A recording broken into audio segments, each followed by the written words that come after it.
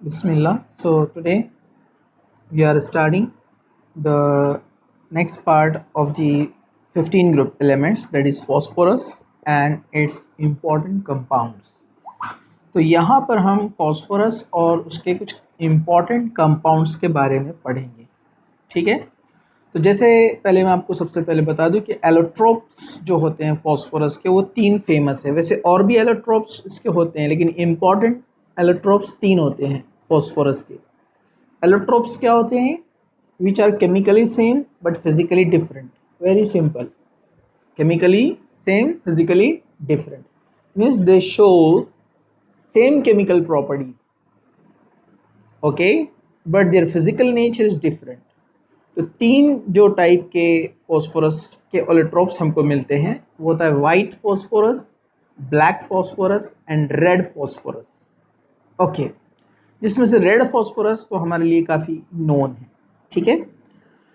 हाँ, जो माचिस की तीली वगैरह में आता है रेड फॉस्फोरस, हम उसको जानते हैं। वैसे येलो फॉस्फोरस भी होता है, ठीक है। तो अब यहाँ पर हम देखेंगे white phosphorus is a translucent white vaccine solid. It is highly poisonous, insoluble in water, but soluble in carbon disulfide. It's non-polar nature. It glows in dark, chemiluminescence, मतलब वो डार्क में जो है ग्लो होता है, लाइट जैसा show करेगा, ठीक है। It dissolve in boiling NaOH solution in an inert atmosphere, giving pH 3, जिसको हम आगे देखने वाले हैं, फॉस्फीन इसको कहते हैं। तो यहाँ पर आपने देखा होगा कि किस तरह से ये तैयार करता है फॉस्फीन, मतलब PO4 3 मोल्स NaOH के साथ रिएक्शन करेगा और 3H2O। तो इसमें से एक, ये जो फॉस्फोरस है, ये एक फॉस्फोरस और यहाँ से 3 हाइड्रोजन यूज़ होंगे, तो वो बनाएगा PH 3, जिसको हम फॉस्फीन कहते हैं। और रिमेनिंग सारे एटम्स इजीली आप यहाँ पर बैलेंस कर दीजिए। आप देख लीजिए 3 सोडियम है, 3 सोडियम है यहाँ पर, ओके। 3 2 6 हाइड्रोजन है, तो ये 3 2 6 हाइड्रोजन, ओके। ऑक्सीजन 3 2 8, सॉरी 3 2 6, तो ये यहाँ पर 6 ऑक्सीजन आप देख सकते हैं, 1 2 3, और ये 4 5 6, 3 NaOH के, ओके। और यहाँ पर 3 नंबर शो कर रहा है कि फॉस्फोरस कितने हैं, 3, मतलब एक फॉस्फोरस यहाँ गया है फॉस्फीन बनाने के लिए, ओके। तो अब हम यहाँ पर वाइट फॉस्फोरस को आपको बताते हैं फिजिकली कैसे दिखता है। तो ये आप यहाँ पर देख सकते हैं, ये है वाइट फॉस्फोरस, ये वाइट फॉस्फोरस है, आप इसको देख सकते हैं। इस तरह से वैक्सी जो है सॉलिड हमको नज़र आता है, white phosphorus, okay. It is very dangerous and highly poisonous. जैसे आपने न्यूज़ में देखा होगा, जो इज़राइल है वो गाज़ा में ये वाइट फॉस्फोरस जो है मिसाइल्स के अंदर यूज़ कर रहा है, जो कि अनलॉफुल है ह्यूमन राइट के accordingly. It is very dangerous and very harmful for the humanity और ह्यूमन बींग। ये इंसानों के लिए बहुत ज़्यादा डेंजरस है, लेकिन इज़राइल जो है बिंदास इसको यूज़ करता है वाइट फॉस्फोरस को बॉम्ब्स के अंदर, लेकिन कोई उसको रोकने वाला यहाँ पर नहीं है, ठीक है। तो ये बहुत ज़्यादा हाईली पॉइजनस होता है। तो अब यहाँ पर हम आगे बढ़ते हैं। तो वाइट फॉस्फोरस जो है ये लेस स्टेबल है and more reactive than other solid phases under normal condition because of angular strength in P4 molecule। जो वाइट फॉस्फोरस होता है आप उसको यहाँ पर देख सकते हैं, ये इसका स्ट्रक्चर इस तरह से रहेगा। तो रेड फॉस्फोरस और वाइट फॉस्फोरस में आप देखेंगे कि जो P4 यूनिट है, P4 यूनिट रेड में, अब देखिए रेड फॉस्फोरस में P4 यूनिट कोवेलेंट बॉन्ड से कनेक्टेड है। दोनों P4 यूनिट किससे कनेक्ट है, कोवेलेंट बॉन्ड से, और ये सिलसिला चलते रहेगा, इस तरफ भी और उस तरफ भी, इधर आगे बढ़ता रहेगा। जबकि वाइट फॉस्फोरस में आप देखेंगे ये P4 यूनिट और ये P4 यूनिट वंडरवॉल इंटरैक्शन से कनेक्टेड है मतलब weakly attracted, means every P4 unit is stable after the breaking. But in case of other phosphorus, जैसे हम देखते हैं यहाँ पर, और भी हम आगे स्ट्रक्चर देखेंगे, जैसे ब्लैक फॉस्फोरस, इसमें और ज़्यादा स्टेबिलिटी होती है, Okay, so white phosphorus is less stable and more reactive than the other solid phase under normal condition because of the angular strain in P4 molecule. Therefore, the angle are 60 degree at it really catches the fire in air, give dense white fumes of P4O10. Okay, तो यहाँ पर ये strain होने की वजह से ये stable नहीं होता है, ये इजीली रिएक्शन यहाँ पर जो है करेगा, लेस स्टेबल है और वो P4O10 फॉर्म कर देता है, यानी डुअल यूनिट हम जिसको कहेंगे यहाँ पर विथ ऑक्सीजन।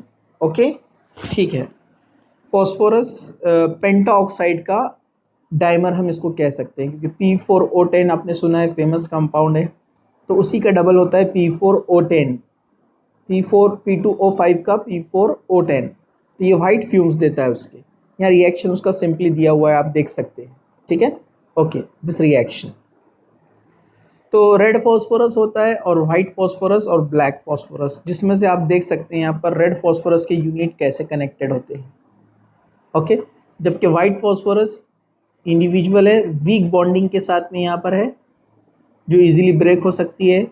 वंडरवॉल इंटरेक्शन अपने को पता है वीक होता है, बट कोवेलेंट बॉन्ड स्ट्रॉन्ग है, ये आसानी से ब्रेक नहीं होगा। So it is stable then the white phosphorus, red phosphorus is stable then the white phosphorus, covalent bond strong होता है, वंडरवॉल फिजिकल बॉन्ड है, वीक बॉन्ड है, ठीक है। ओके, चलिए अब हम आगे बढ़ते हैं। तो यहाँ पर ये पॉइंट हमने देखा है। ओके, टेट्राहेड्रल लिंकेज होता है इसमें, ये भी क्लियर है, नो प्रॉब्लम। दोनों फॉस्फोरस के बारे में हमने स्ट्रक्चर देख लिया, रेड और वाइट फॉस्फोरस में। अब ब्लैक फॉस्फोरस, ब्लैक फॉस्फोरस में दो होते हैं, alpha black phosphorus and beta black phosphorus. तो अल्फा ब्लैक फॉस्फोरस जो होता है वो रेड फॉस्फोरस से बनता है ऑन हीटिंग 803 केल्विन। ओके, मतलब अगर आपने रेड फॉस्फोरस को हीट किया, कितने पर हीट किया, 803 केल्विन पर, तो आपको यहां पर जो है ब्लैक, इसमें अल्फा मिलता है, alpha black. Okay, it can sublimate in air and has opaque monoclinic और रोम्बोहेड्रल स्ट्रक्चर। ये पॉइंट भी याद रखिए, या तो इसका मोनोक्लिनिक स्ट्रक्चर होता है या रोम्बोहेड्रल, जो कि हम सॉलिड स्टेट में पढ़ चुके हैं। ओके, क्रिस्टल्स बनाता है इसके, और ये इजीली ऑक्सीडाइज नहीं होता है। और beta black phosphorus is prepared by the heating white phosphorus at 473 kelvin. अगर यहाँ रेड फॉस्फोरस की जगह पर आपने व्हाइट फॉस्फोरस लिया और 473 पर उसको हीट किया, तो वो हमको देता है beta black phosphorus. It does not burn in air up to 673 kelvin. It means beta is stable then the alpha. Beta की स्टेबिलिटी ज़्यादा है, ये इजीली बर्न नहीं होगा। ओके, ये बना है वाइट फॉस्फोरस से, इसको याद रखिए आप। चलिए हम आगे बढ़ते हैं। इसके बाद जो है फॉस्फीन, ये एक इम्पॉर्टेंट कंपाउंड है जो फॉस्फोरस से तैयार होता है, जिसका प्रिपरेशन स्टार्टिंग में मैंने आपको बताया था, NaOH के साथ में हीट किया था फॉस्फोरस को, तो उसने बनाया था फॉस्फीन। तो phosphine is prepared by the reaction of calcium phosphide with water और dilute HCl। This is the famous preparation method. वो जो हमने देखा वो भी एक प्रिपरेशन मेथड था जो यहाँ पर ऑलरेडी डिस्कस किया गया है, ठीक है। तो यहाँ पर भी दिया है, आप देख सकते हैं इसको। ओके, जैसे मैंने बैलेंस करके आपको बताया था अभी ये रिएक्शन सेम। तो वैसे हम कैल्शियम फॉस्फाइड यानी Ca3P2 से भी बना सकते हैं बाय यूजिंग एक्विस मीडियम और बाय यूजिंग एसिडिक मीडियम, दोनों से बनता है। तो PH3 सिंपली यहाँ से दोनों P, दोनों फॉस्फोरस, हाइड्रोजन ले लेंगे यहाँ से, कितने, एक फॉस्फोरस को 3 हाइड्रोजन चाहिए और अपने पास 6 2 12 हाइड्रोजन है। तो 12 में से 3 हाइड्रोजन एक फॉस्फोरस ले जाएगा और 3 हाइड्रोजन दूसरा फॉस्फोरस, ऐसे 6 हाइड्रोजन और 2 फॉस्फोरस 2 फॉस्फीन बनाएंगे। ओके, और रिमेनिंग जो हाइड्रोजन है, या आप इसको कहिए कि 6 H2O में से 6 हाइड्रोजन चले गए और 6 OH बचे हैं, तो 6 OH में से अपने को पता है कैल्शियम की वैलेंसी 3 है, तो कैल्शियम 3 OH को लेकर जाएगा और बनाएगा कैल्शियम हाइड्रोक्साइड। तो हमने 6 वाटर लिया है, तो अब 3 OH और रहेंगे, तो ये 2 कैल्शियम 6 OH लेके चले जाएंगे। ओके, इसी तरह यहाँ पर अब OH की जगह पर Cl है, मतलब आपने 6 HCl लिया है, तो 6 हाइड्रोजन जाएंगे दोनों फॉस्फोरस को फॉस्फीन बनाने के लिए, और बचे 6 Cl, तो एक कैल्शियम के साथ 3 Cl, तो वो बनाएगा CaCl3। I am sorry, calcium is divalent, तो यहाँ पर थोड़ा सा बैलेंसिंग में हमने गड़बड़ किया, होता है ऐसा कभी, तो इसको फिर से मैं बता दूं आपको। यहाँ पर कैल्शियम हाइड्रोक्साइड इस तरह से ये बनाएगा। ओके, कैल्शियम हाइड्रोक्साइड, तो ऐसे 3 मोल्स लिया आपने, तो ये 6 OH चला गया यहाँ पर। ठीक है, इसी तरह कैल्शियम क्लोराइड बनेगा सेकेंड वाले रिएक्शन में, तो 3 कैल्शियम है तो 6 Cl चला गया। ओके, इस तरह से रिएक्शन यहाँ पर बैलेंस हो गया। ठीक है, ये मेथड हम ऑलरेडी देख चुके हैं। ओके, यहाँ एक पॉइंट है कि व्हेन प्योर मतलब phosphine, it is non inflammable, ये नॉन इन्फ्लेमेबल होता है, कन्फ्यूज होता है पॉइंट, याद रखिए आप, ये नॉन इन्फ्लेमेबल है, मतलब it will not catch the fire but become inflammable owing to the presence of P2H4 और P4, मतलब P2H4 या P4 के पास ये उसके वेपर्स के साथ में ये फ्लेमेबल बन जाता है। To purify it from the impurities, it is absorbed in HI to form phosphonium iodide। Simple reaction है, PH3 प्लस HI, इसके पास लोन पेयर होता है, हमको पता है, कोऑर्डिनेट बॉन्ड फॉर्म होगा PH4 प्लस I माइनस, जिसको हम बोलते हैं phosphine iodide. Okay, which is treated with KOH to give off phosphine, जिसको KOH के साथ ट्रीट करने पर वो फॉस्फीन दे देता है, मतलब वापस से यहाँ का जो I है वो K के साथ जाएगा, KI बन गया, और जो एक H एक्स्ट्रा है उसके पास वो OH के साथ जाएगा, तो H2O बन जाएगा, तो PH3 बाहर निकल गया। मतलब जो फॉस्फीन आयोडाइड HI के एक्शन से बना था, अगर उसमें वापस से KOH डाल दिया जाए तो वापस से हमको फॉस्फीन मिल जाएगा। ओके, चलिए आगे बढ़ते हैं। इसमें याद रखिए बॉन्ड एंगल 93.5 है, बॉन्ड डिस्टेंस PH का 1.4 एंगस्ट्रॉम यूनिट है। ओके, चलिए properties, it is a colourless gas with rotten fish smell, fish की तरह स्मेल आती है इसमें, highly poisonous, it explodes in contact with traces of oxidising agent like nitric acid, chlorine and bromine. ठीक है, ये एक्सप्लोजन करता है नाइट्रिक एसिड के साथ में, क्लोरीन के साथ में और ब्रोमीन के साथ में। It is slightly soluble in water, the solution of phosphine in water decomposes in presence of light giving red phosphorus and H2, मतलब फॉस्फीन को अगर हमने लाइट के प्रेजेंस में रखा है या हीट के प्रेजेंस में रखा है तो ये कन्वर्ट हो जाता है P4 में प्लस 6H2, 4 तिया 12, 6 3 12। ओके, इस तरह से। Okay, when absorbed copper sulfate or mercury chloride solution, the corresponding phosphide are obtained। जिस तरह हमने फॉस्फाइड से फॉस्फीन बनाया था, तो वैसे ही अगर हम फॉस्फीन के साथ कॉपर सल्फेट का ट्रीटमेंट करते हैं या मर्क्यूरी क्लोराइड का करते हैं तो वापस से हमको ये फॉस्फाइड मिलते हैं, क्योंकि जो फॉस्फोरस होता है वो मेटल से बहुत इजीली इंटरेक्ट होता है। तो 3 कॉपर है तो Cu3 और P2 ये इजीली बाइंड हो जाएगा। यहाँ मैंने बताया था आपको कैसे बैलेंस करना है। फॉस्फोरस की वैलेंस यहाँ पर कितनी होती है 3, तो इसलिए कॉपर का नंबर है 3, नंबर ऑफ कॉपर हम लेंगे 3। कॉपर की वैलेंस ये 2, तो नंबर ऑफ फॉस्फोरस रहेंगे 2, इस तरह से बैलेंस हो जाता है। ओके, जो इसका वैलेंस है वो इसका नंबर रहेगा और जो इसका वैलेंस है इसका नंबर, वो ऑटोमेटिकली बैलेंस हो जाएगा। ओके, और इसी तरह यहाँ से जो हाइड्रोजन और सल्फेट है वो बनाएंगे H2SO4 sulphuric acid. Similar reaction, same action Hg का जो कॉपर का था +2 स्टेट, यहाँ पर भी +2 स्टेट सेम, Cu3 आया ऊपर, यहाँ पर Hg3 आएगा।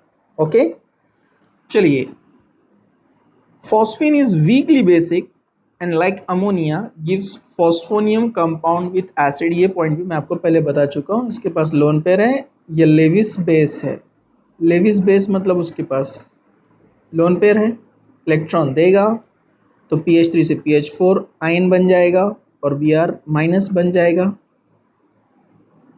ओके, तो ये वीक बेसिक मीडियम है, बिल्कुल उसी तरह जिस तरह अमोनिया होता है।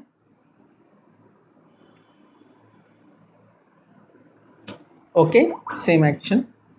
चलिए अब हम आगे बढ़ते हैं। The spontaneous combustion of phosphine is a technically use in home signals.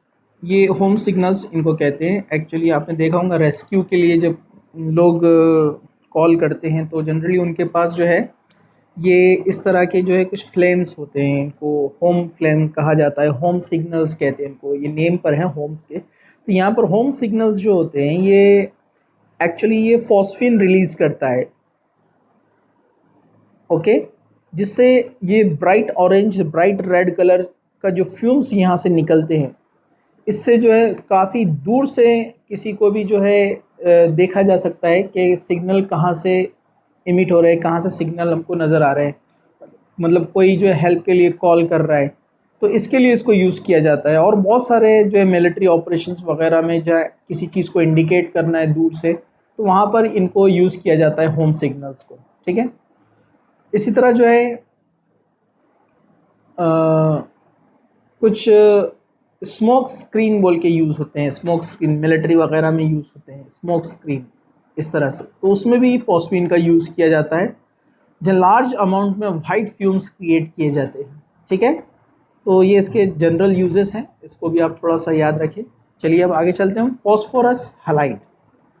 Phosphorus halide में दो फेमस होते हैं, PCl3 एंड PCl5। वैसे PBr3 भी होता है, Pi3 भी होता है, जबकि PBr5 अनस्टेबल है और Pi5 एग्जिस्ट नहीं होता है, इसलिए फेमस दो ही है ज़्यादा, PCl3 एंड PCl5। तो PCl3 को अगर हम देखेंगे तो इसका प्रिपरेशन सिंपल है और ये हमने यूज़ भी किया है ऑर्गेनिक केमिस्ट्री के अंदर, हेलो अल्केन हेलो अरीन्स में अल्काइल हलाइड्स बनाने के लिए हम इसको यूज़ करते थे।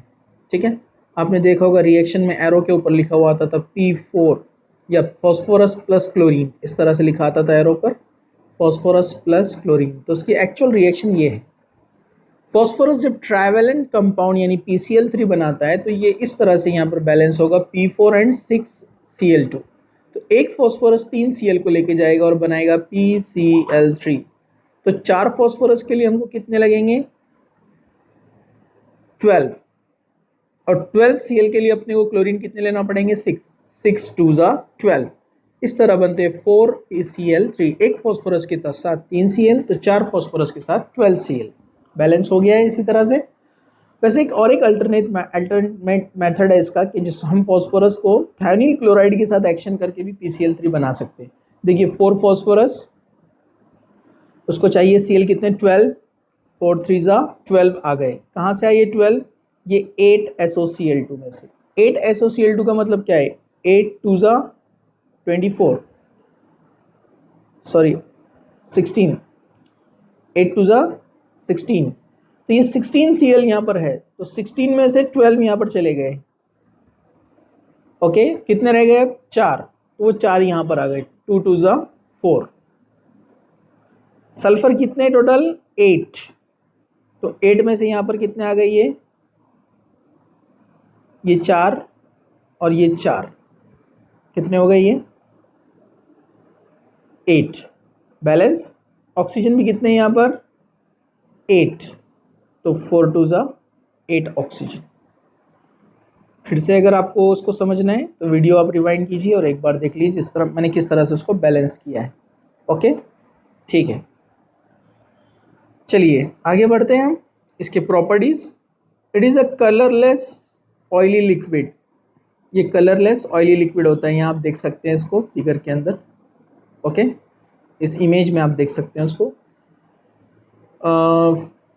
वाटर के साथ ये रिएक्ट करता है और फॉस्फोरस एसिड H3PO3 बनाता है। मतलब 3 वाटर है तो 3 हाइड्रोजन और 3 ऑक्सीजन वाटर के बनाएगा H3PO3। अब बचे 3 हाइड्रोजन वाटर के, तो वो 3 Cl को लेके जाएंगे 3HCl। ओके, 3 वाटर्स में, 3 वाटर मॉलिक्यूल्स में कितने हाइड्रोजन रहेंगे? 6। तो 6 में से 3 हाइड्रोजन यहाँ आए और 3 हाइड्रोजन यहाँ आए। ठीक है, okay. Next, it reacts with organic compounds containing OH group such as acid, alcohol. ये हम ऑलरेडी रिएक्शन देख चुके हैं कि जो PCl3 और PCl5 है, ये इंपॉर्टेंट रिएजेंट है OH को रिप्लेस करने के लिए, एसिड में भी और अल्कोहल में भी। OH को रिप्लेस करके क्या लाता है? ये Cl। और इसको हेलो अल्केन हेलोरीन्स में हमने देखा है कैसे बैलेंस करना है। ठीक है, तो OH को रिप्लेस करके Cl ला सकते हैं यहाँ पर ना। ओके, मतलब अल्कोहल से अल्काइल हलाइड और एसिड से एसिड क्लोराइड बना सकते हैं। ठीक है, चलिए आगे बढ़ते हैं। फॉस्फोरस पेंटाक्लोराइड यानी PCl5, ये पिरामिडल शेप होता है। ओके, इसका पिरामिडल शेप रहेगा और sp3 हाइब्रिडाइजेशन होता है। ये पिरामिडल शेप कैसे बनाता है ये हम अमोनिया के स्ट्रक्चर में देख चुके हैं। ठीक है, प्रिपरेशन जिस तरह से हमने यूज़ किया था फॉस्फोरस विथ 6Cl2, तो यहाँ लेंगे हम 10Cl2, क्योंकि यहाँ हमको बनाना है PCl5। एक फॉस्फोरस के साथ 5 Cl, तो 4 फॉस्फोरस के साथ चाहिए 20, तो उसके लिए हमने लिया 10, 10 2 ज़ा 20। ओके, सेम थायनिल क्लोराइड के साथ भी बना सकते हैं। वहाँ पर थायनिल क्लोराइड में हमने लिया था 8SOCl2, यहाँ लेंगे 10। बैलेंस आप कर लीजिए इसको। ओके, चलिए PCl5 इस तरह से नज़र आता है फिजिकली अगर उसको हम देखेंगे तो। ठीक है, properties, PCl5 is a yellowish white powder, हल्का पीला वाइट होता है। ठीक है, it hydrolyse to POCl3 and finally get converted to phosphoric acid. PCl5 अगर वाटर के साथ इंटरेक्ट होगा तो POCl3 बनाएगा, जिसको बोलते हैं phosphoryl chloride.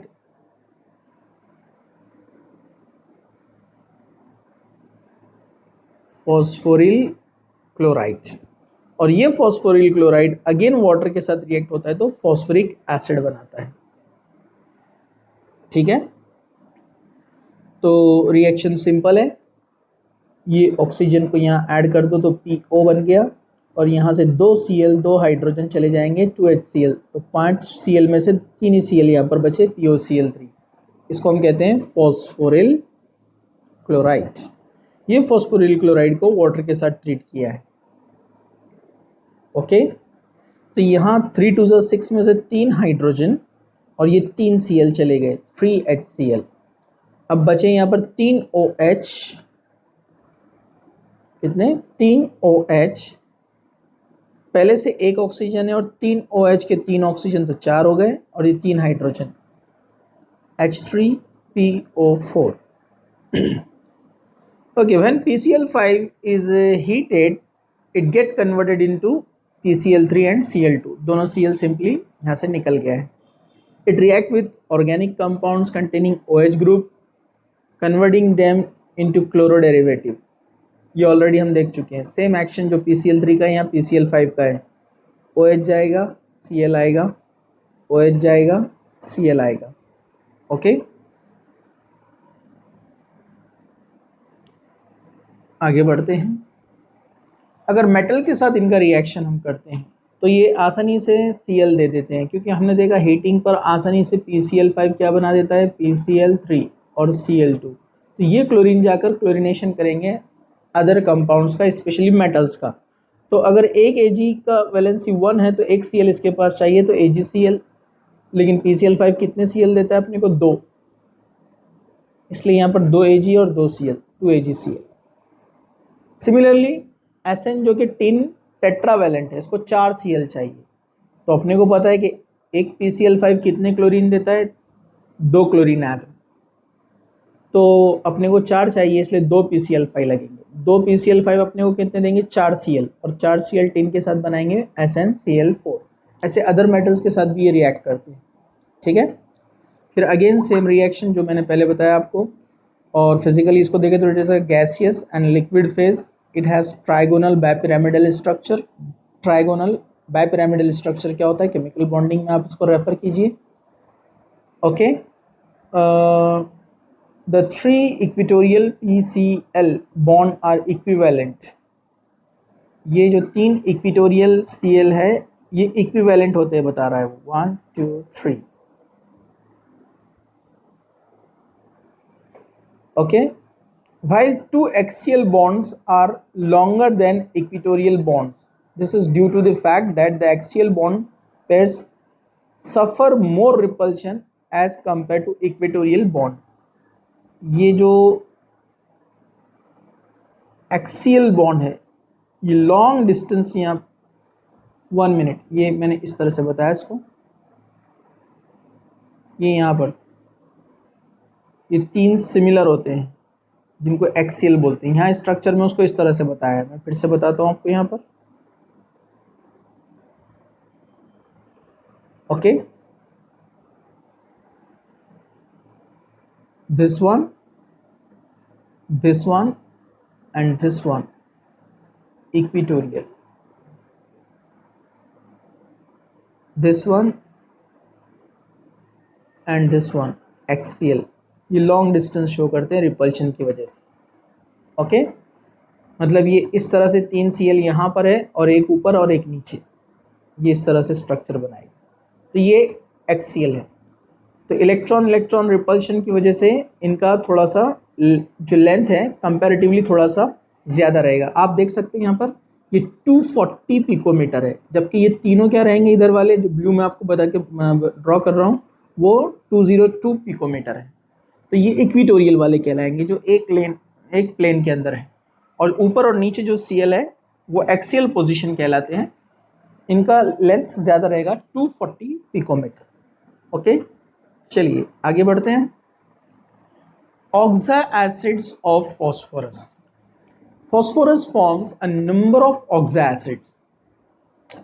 The important oxoacids of phosphorus with their formula, methods of preparation are given here. See, जैसे एक फेमस ऑक्सा एसिड है इसका, और इसमें भी आपको पॉइंट याद रखना है, एक पॉइंट, जितना ऑक्सीजन ज़्यादा रहेगा यहाँ पर, जो मल्टी बॉन्डेड ऑक्सीजन आते हैं डबल बॉन्ड O, तो जितने ज़्यादा रहेंगे उतना एसिडिक कैरेक्टर इसका ज़्यादा रहेगा, ठीक है। जैसे आप यहाँ पर देखेंगे ये H3PO2, H3PO2, ओके। H3PO2 का अगर स्ट्रक्चर आप बनाते हैं तो आपके लिए ये हिंट्स इतने काफ़ी हैं कि एक फॉस्फोरस डबल बॉन्डेड है, मैं स्ट्रक्चर बना के बता दूं, आप बाकी की प्रैक्टिस कर सकते हैं। एक फॉस्फोरस है जो डबल बॉन्ड O है इस तरह से, ये वाला हो गया, और एक PH बॉन्ड है,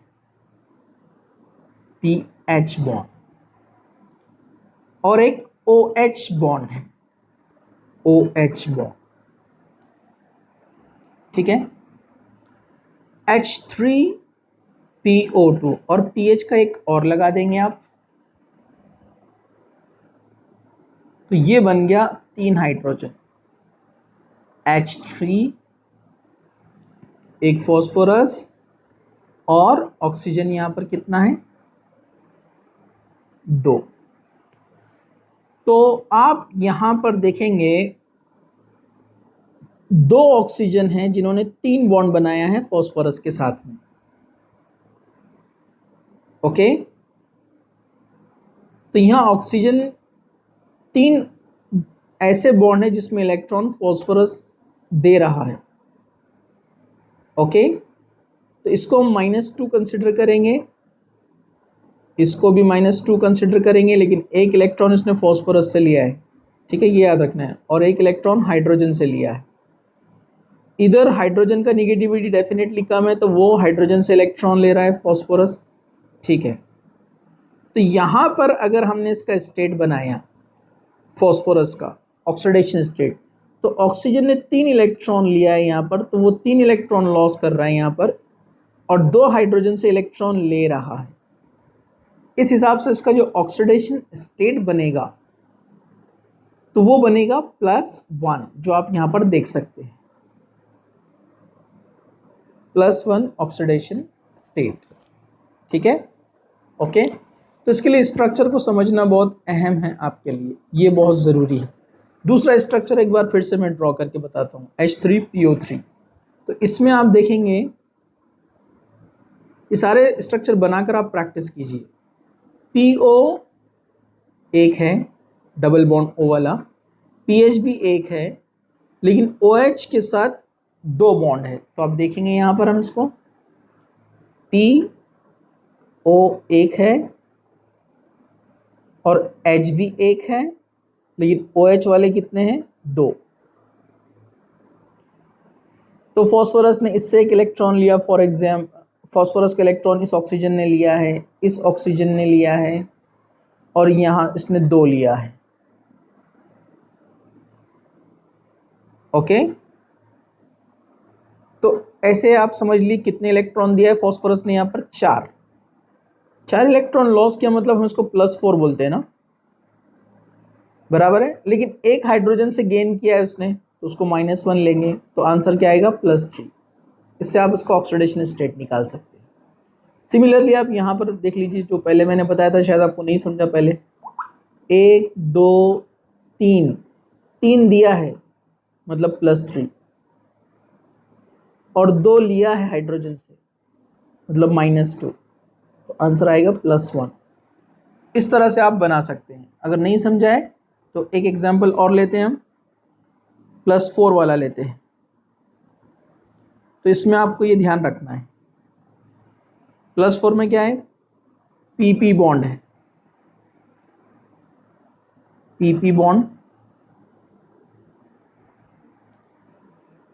2 P डबल बॉन्ड O है, P double bond O, P double bond O। Okay, और 4 POH बॉन्ड है। POH बॉन्ड कितने हैं? 4, 1 2 3 और ये 4। अब देखिए, ऑक्सीजन से ज़्यादा निगेटिव, फॉस्फोरस से ज़्यादा निगेटिविटी किसकी है? ऑक्सीजन की। तो यहाँ एक इलेक्ट्रॉन दिया है, यहाँ एक इलेक्ट्रॉन दिया है, यहाँ एक इलेक्ट्रॉन दिया है और यहाँ एक इलेक्ट्रॉन दिया है, मतलब 4 इलेक्ट्रॉन 4 बॉन्ड में दिया है उसने, क्योंकि तीनों ऑक्सीजन इलेक्ट्रोनिगेटिव है, जिसमें से इधर 2 है, इधर 1 है, इधर 1 है, मतलब +4 स्टेट। और फॉस्फोरस सेम एटम के बीच में जो बॉन्ड होता है वहाँ ऑक्सीडेशन स्टेट 0 होता है, न लेता है न देता है। इस फॉस्फोरस को देखिए आप, इस ऑक्सीजन को 2 इलेक्ट्रॉन दिया है क्योंकि ऑक्सीजन की निगेटिविटी ज़्यादा है, इसको 1 दिया है, इसको 1 दिया है, कितने? 4, इसलिए ये भी +4। तो दोनों फॉस्फोरस +4 है। यहाँ कोई ऑक्सीडेशन स्टेट नहीं आएगा क्योंकि फॉस्फोरस के बीच में ऑक्सीडेशन स्टेट 0 होता है। तो बाकी के भी आप समझ जाएंगे, आपको इसको ड्रॉ करके प्रैक्टिस करना पड़ेगा। ओके, तो अब इसमें आपको याद रखना पड़ेगा ये इनका नेचर और इनके अंदर कितने टाइप के डिफरेंट बॉन्ड्स हैं सभी में। ओके, मेटाफॉस्फोरिक एसिड तक आप इसको लिखकर ड्रॉ करके अच्छे से प्रैक्टिस कीजिए।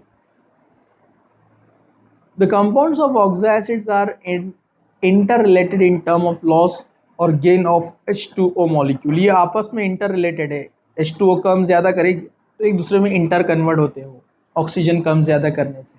ठीक है, in oxo acid phosphorus is tetrahedrally surrounded by other atoms. All these acid contains at least one PO double bond O, कम से कम एक डबल बॉन्ड O रहेगा और कम से कम एक POH रहेगा इसके अंदर, ये कंपलसरी है। Oxo acid in which phosphorus has lower oxidation state less than +5 contains in addition to PO and POH bonds either PP जैसे जब एग्जाम्पल देखा हमने उसमें PP और PH, बट नॉट बोथ, मतलब दोनों एक साथ नहीं आएंगे, आइदर ये दोनों में से कोई एक रहेगा, ठीक है। These acid in +3 oxidation state of phosphorus tends to disproportionate to higher and lower oxidation state, मतलब +3 ऑक्सीडेशन स्टेट वाले जो फॉस्फोरस होते हैं ये डिसप्रोपोर्शनेशन की तरफ होते हैं। डिसप्रोपोर्शनेशन का मतलब होता है oxidation reduction simultaneously, they can give both the reaction, okay. जैसे हम लेते हैं ऑर्थोफॉस्फोरस एसिड और फॉस्फोरस एसिड। ऑर्थोफॉस्फोरस एसिड ये वाला है ऑर्थोफॉस्फोरस एसिड, यानी H3PO3, जिसको हम कॉमनली बोलते हैं फॉस्फोरस एसिड, ठीक है। On heating disproportionates to give orthophosphoric acid, orthophosphoric acid, ये फॉस्फोरस है और ये फॉस्फोरिक है, H3PO2 phosphorus, H3PO4 phosphoric, H3PO3 phosphorus और PO4 लिया तो फॉस्फोरिक, ठीक है। तो इसका ऑक्सीडेशन हुआ है, यहाँ पर इसने ऑक्सीजन लिया है, ये रिवर्स भी हो सकता है, ऑक्सीडेशन लॉस भी ऑक्सीजन लॉस भी कर सकता है, ठीक है। तो ये डिस्प्रोपोर्शनेशन रिएक्शन दे सकता है इजीली, ये आपको याद रखना है। फॉस्फीन में भी कन्वर्ट हो सकता है ये, तो oxidation as well as reduction simultaneously, disproportionate reaction कहते हैं इसको, ओके। चलिए अब यहाँ पर कुछ स्ट्रक्चर्स हैं, आप इनको यहाँ पर देख सकते हैं, जो हमने कोशिश की थी बनाने के लिए और आपको एक्सप्लेन किया कि कैसे उनमें ऑक्सीडेशन स्टेट बना था और कैसे वो डिफरेंट स्ट्रक्चर तैयार करते हैं। उसमें नंबर ऑफ बॉन्ड्स यानी P double bond O, P bond H, P bond OH कितने हैं वो आपको याद रखना है। तो एक शॉर्ट रिवीजन हम ले लेते हैं यहाँ पर। तो H3PO4 phosphoric acid, orthophosphoric acid जो कि फेमस एक एसिड है, H3PO3, यहाँ प्रिंटिंग मिस्टेक आ गया, H3 नहीं बराबर है, राइट है, H3PO4 फॉस्फोरिक एसिड, ओके। तो हम इसका ऑक्सीडेशन स्टेट भी देख सकते हैं यहाँ पर साइमल्टेनियसली। ऑक्सीजन देखिए यहाँ पर 1 2 3 4 5 5 दिया है इसने, तो ये +5 स्टेट हो गया। चलिए यहाँ पर आते हैं, अगेन 1 2 3 4 5 +5 स्टेट यहाँ पर भी, ओके। यहाँ पर देखिए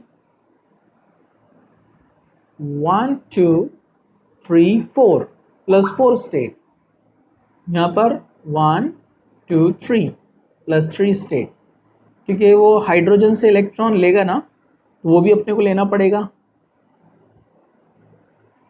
तो अब यहाँ पर इलेक्ट्रॉन लिया है हाइड्रोजन से, तो +3 से क्या बन जाएगा, वो 2 3 दे रहा है और 2 ले रहा है, मतलब क्या बनेगा +1। यहाँ पर भी 4 दे रहा है लेकिन एक हाइड्रोजन से ले रहा है, तो +3,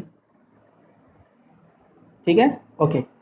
अब इसमें से किसी एक फॉस्फोरस का लेते हैं हम, एक का 1 2 3 4 5 +5 है यहाँ पर, सभी में +5 आएगा ये, okay.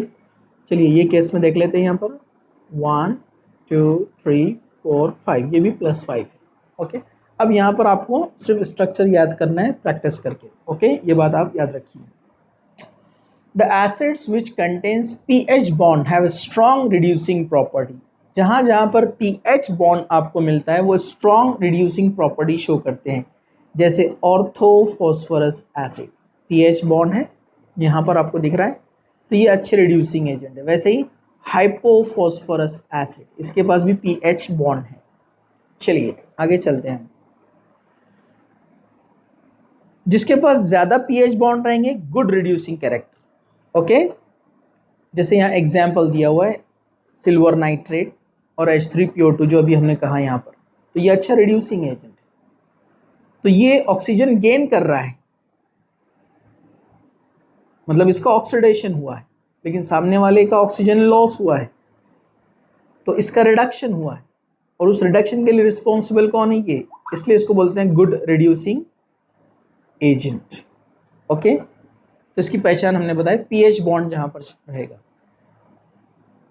Okay, these PH bonds are not ionisable, मतलब इसमें से अपने को H+ आयन नहीं मिलेंगे, ठीक है, इसका बेसिसिटी से कोई रिलेशन नहीं है बोल रहा है ये, ठीक है। Okay, only those hydrogen atoms which are attach with oxygen in POH form are ionisable.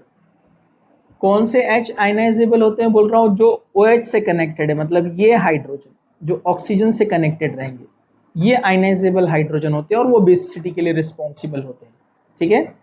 Thus H3PO3 and H3PO4 are dibasic and tribasic respectively, मतलब ये 3 हाइड्रोजन लॉस कर सकता है, OH OH OH वाले 3 हाइड्रोजन लॉस करेगा, मतलब 3 base के साथ रिएक्शन कर सकता है, ये 3 मोनो बेस के साथ रिएक्शन कर सकता है ये, ठीक है।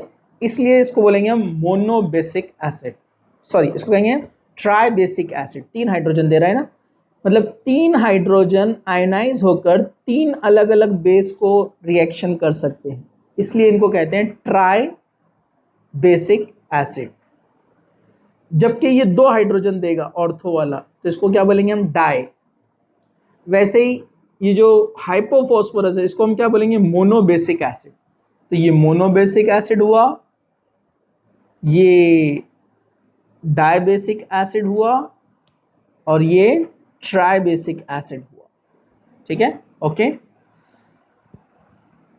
तो ये था कुछ जो है फॉस्फोरस के बारे में और उसके ऑक्साइड्स के बारे में। और एक बात मैं आपको बता दूं, जिसके पास P डबल बॉन्ड O जितने ज़्यादा होते हैं, P डबल बॉन्ड O, तो वो उतना अच्छा एसिडिक नेचर शो करेगा, क्योंकि H आयनाइज होने के बाद यदि ये H जो जाता है, H जाने के बाद ये डबल बॉन्ड उसको रेजोनेंस में हेल्प करता है, जिससे उसकी स्टेबिलिटी ज़्यादा होती है रेजोनेंस की वजह से, और वो एक अच्छा बेसिक बन जाता है। जैसे फॉर एग्जांपल मैं यहाँ पर बताऊँ आपको, जैसे ये जो हाइड्रोजन इसने आयोनाइज अगर किया यहाँ से, इसने, तो यहाँ पर चार्ज आएगा माइनस और H+ चला जाएगा, तो ये माइनस को ये डबल बॉन्ड रेजोनेंस की मदद से ज़्यादा स्टेबल बनाता है, जिससे H+ आसानी से निकल सकता है। इसलिए जितने ज़्यादा डबल बॉन्ड O वाले फॉस्फोरस रहेंगे और उसके पास OH भी है, so it will be more acidic, because of the resonance it forms a stable structure after losing H+ ion. Okay, तो ये था फॉस्फोरस और उसके कुछ इंपॉर्टेंट कंपाउंड्स और उसके ऑक्साइड्स। ओके, इंशाल्लाह नेक्स्ट वीडियो में हम कंटिन्यू करते हैं इसी टॉपिक को इंशाल्लाह। जज़ाकल्लाह, थैंक यू।